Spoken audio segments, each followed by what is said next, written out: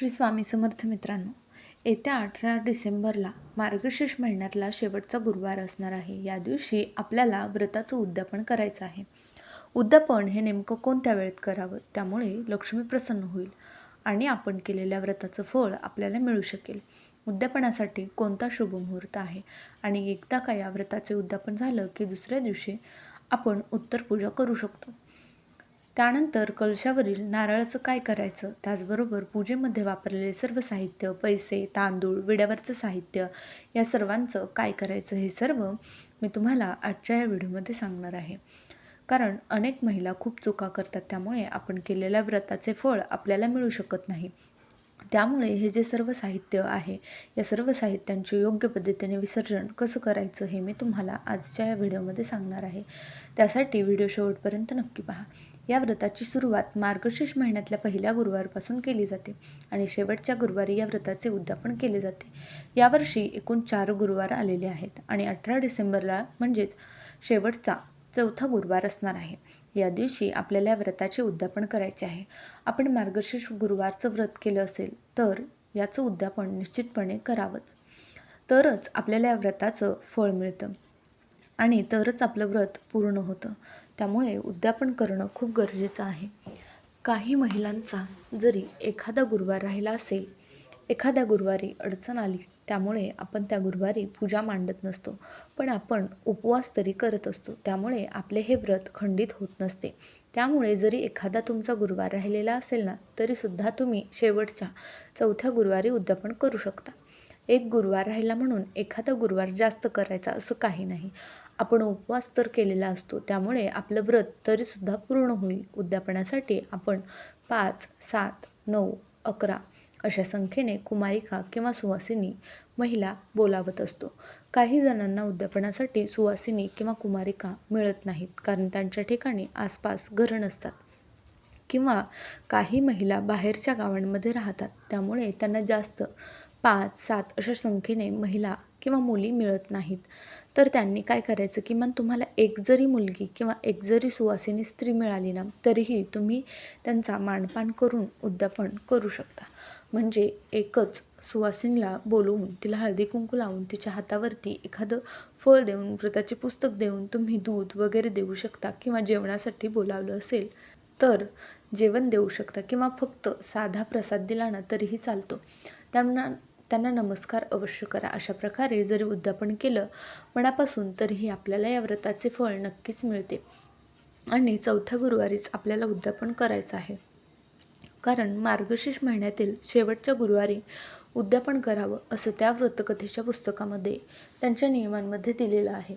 त्यामुळे शक्य झालं तर चौथ्या गुरुवारीच उद्यापन करावं. आणि चौथ्या गुरुवारी तुम्हाला जर काही अडचण आली असेल तर आपल्या घरातील दुसऱ्या किंवा शेजारी महिला असतील तर त्यांच्याकडून तुम्ही पूजा त्यांना मांडायला सांगा, आरती करायला सांगा. आलेल्या सुवासिनींना हळदी कुंकू, एक एक फळ व व्रतकथेचं पुस्तक त्यांना द्यायला सांगा.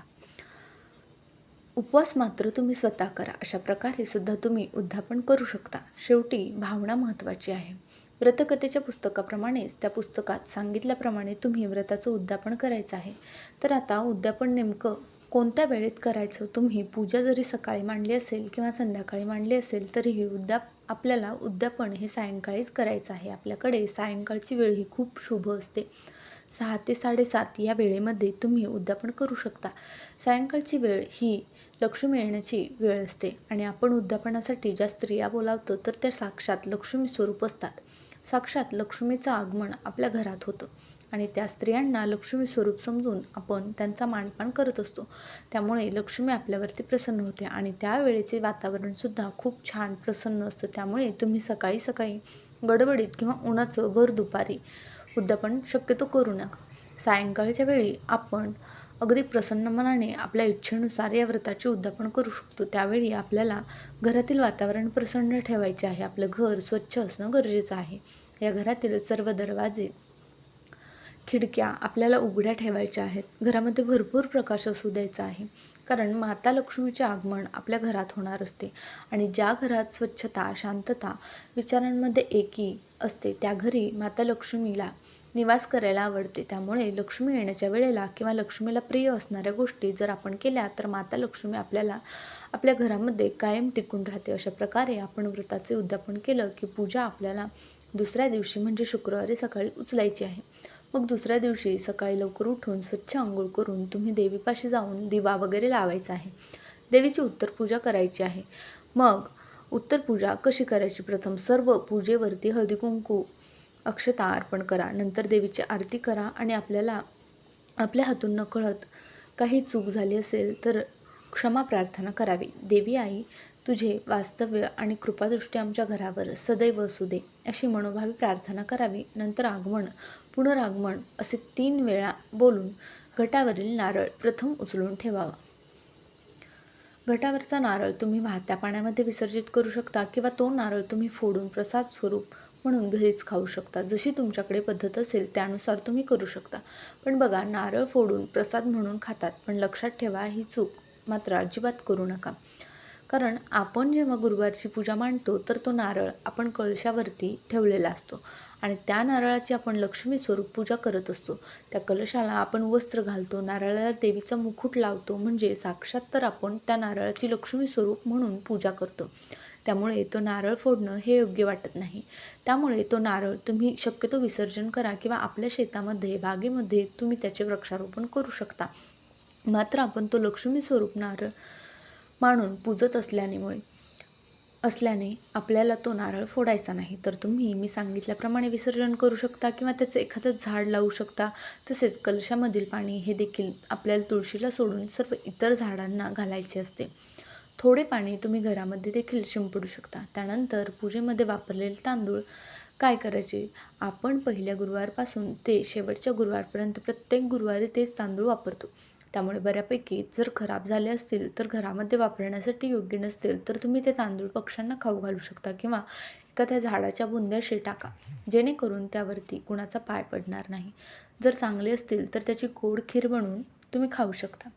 त्याचबरोबर आपण कलशामध्ये एक सुपारी टाकतो आणि वेड्यावरती आपण जे काही साहित्य ठेवतो ते सुद्धा आपण विसर्जन करायचं आहे. किंवा तुम्ही पान, फूल, विड्यावरचं साहित्य हे सर्व आपण झाडाच्या बुंद्याशी टाकायचं आहे, जेणेकरून त्या पूजेच्या साहित्यावरती इतरांचा किंवा आपल्या कोणाचा पाय पडणार नाही. त्यानंतर आपण पूजेमध्ये वापरलेले पैसे म्हणजे आपण कलशामध्ये 1 रुपयाचं नाणं टाकतो आणि विड्यावरती पण तुम्ही ठेवलेले असेल ते पैसे आपण तिजोरीमध्ये ठेवायचे आहेत आणि नंतर दुसऱ्या कोणत्याही पूजेसाठी तुम्ही ते वापरू शकता.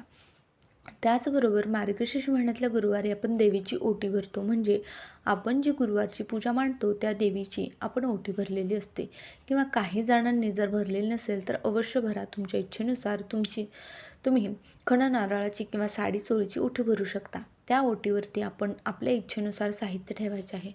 फक्त तांदूळ आणि नारळ ठेवला तरीही चालतो किंवा मग तुम्ही नारळ, तांदूळ, वेणी, शृंगाराचं सामान, बांगड्या, पाण्याचा विडा किंवा तांबूल या सर्व गोष्टींनी पण ओटी भरू शकता.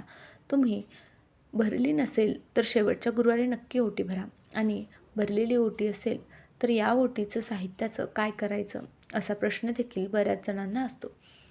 तर त्या ओटीमध्ये साहित्य चांगलंच वापरा, जेणेकरून आपण ते वापरू शकतो नंतर. किंवा जर तुम्हाला वापरायचं नसेल तर तुम्ही ते कोणा गरजू व्यक्तीला दान करू शकता. नाहीतर घरातील सौभाग्यवती स्त्रीने वापरलं तरीही चालतं. बाकी तुम्ही देवीचं वस्त्र, देवीचा मुकुट, देवीला घातलेले दागिने तुम्ही पुढच्या वर्षी तेच वापरू शकता. ते बदलण्याची गरज नाही. पूजेमध्ये आपण जी काही फळं ठेवली असतील तर ती आपण घरच्यांनी प्रसाद म्हणून खाऊ शकतो.